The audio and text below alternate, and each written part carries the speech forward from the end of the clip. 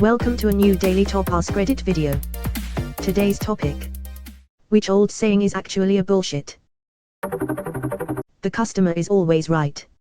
I once had a team meeting with a VP of a very large company I worked at.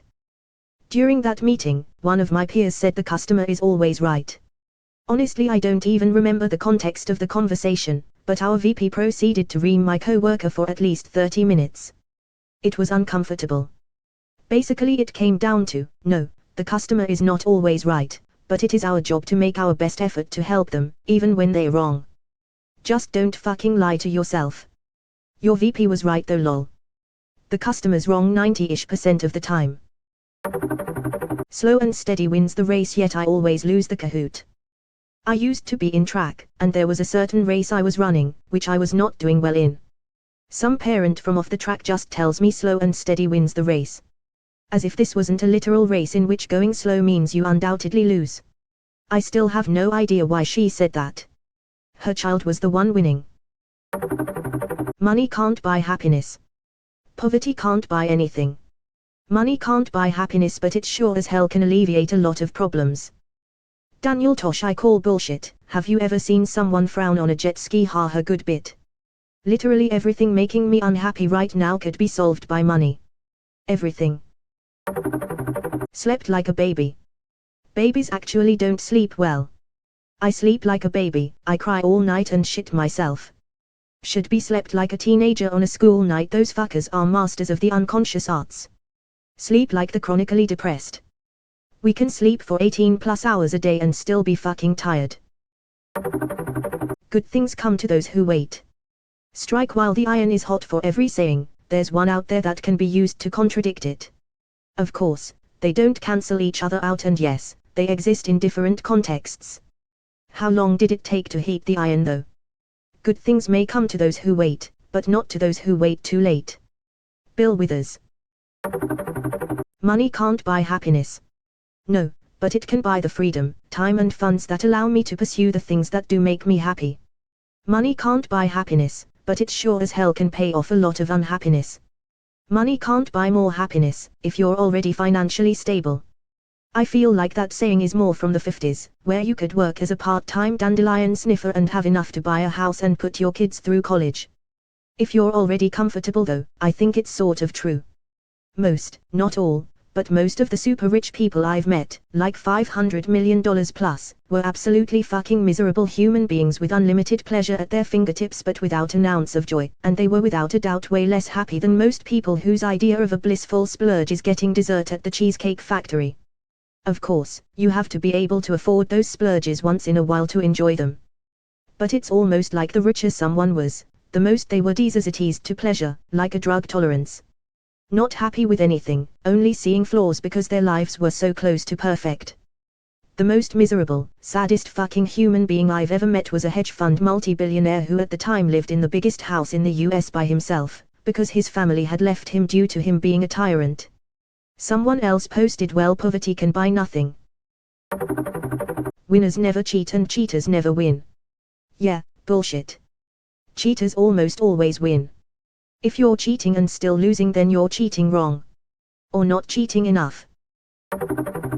My grandmother used to say, that man is as worthless as a one-legged man at an askiki.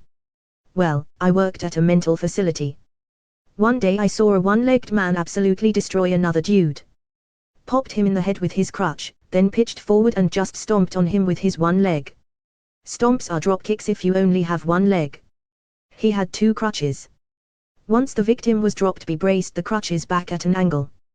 Think of it like a tripod, but one of the legs is stomping. The angle of the crutches kept him supported. Feed a cold, starve a fever.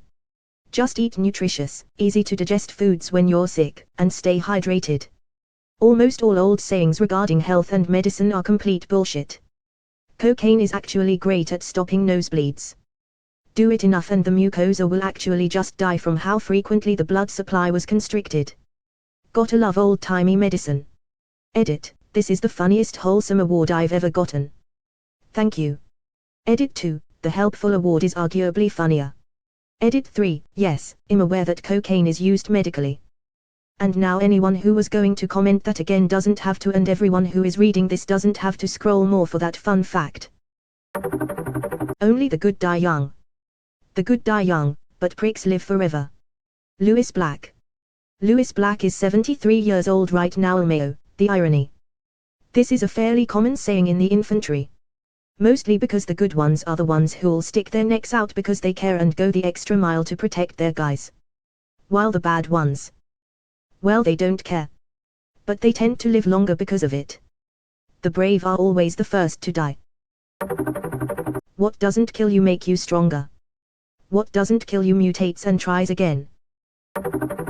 Looks don't matter. I've noticed that this is usually said by people who are attractive themselves. That's like someone born rich saying that money doesn't matter. Looks don't matter.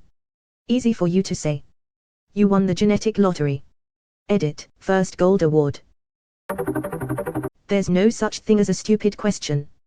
Girl in my workplace once, very genuinely, asked my boss why they didn't get Wonder Women to fight in World War II.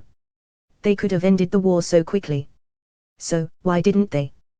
Is it because the Amazons were neutral? I prefer. Stupid questions prevent stupid decisions. Abraham Lincoln said it's better to remain silent and be thought a fool than to speak and to remove all doubt. I say, however, it's better to admit to being a fool than to remove the chance of achieving knowledge and becoming wiser for it. There should be a better way of phrasing it, but I don't know it at the moment. If at first you don't succeed, try and try again. Don't follow that advice when dating. You will be branded as a stalker / creep. If at first you don't succeed, maybe skip skydiving. Do something you love, and you'll never work a day in your life. Bullshit. Now what used to bring my joy is miserable and I don't have a backup career. I've always heard never turn a hobby into a job because it's no longer a hobby. An apple a day keeps the doctor away. No matter how many I shoved up my butt, I still had to get a colonoscopy. Father. I've been doing it daily for the past 2 years and doctors don't come anywhere near me now. Because of the explosive diarrhea it caused or the subsequently ballistic fruit. Early to bed, early to rise, makes a man healthy, wealthy, and wise. I did that for years, and I'm morbidly obese, lower middle class, and stupid as hell. I prefer the AMIX version, early to rise and early to bed, makes a man healthy but socially dead. There was a kid in my high school that always fell asleep in class and the teacher would always tell him the early to bed saying. One day the kid fired back with early to bed, early to rise, and my girlfriend starts seeing other guys. An apple a day keeps the doctor away. Just throw it harder. Hey, it worked. Pull yourself up by your bootstraps. It's meant as an ironic / satirical phrase, because it refers to an act which is literally impossible. People who misuse that phrase also tend to misuse the phrase, a few bad apples. They think it means it's only a few bad apples, so it's no big deal, but the full phrase is a few bad apples spoils the barrel. Meaning those bad apples need to be excised or the whole thing will be bad. I'm looking at you, law enforcement. One of my favorite MLK quotes.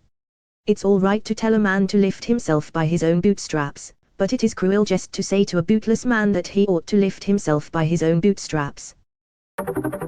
Everything happens for a reason. It was / wasn't meant to be, or really anything related to fatalism in general. Sometimes the reason is that you made bad choices. Sometimes the reason is that you don't learn from your mistakes. And sometimes the reason is completely beyond your control. I bet a bunch of Ukrainians feel like that right now.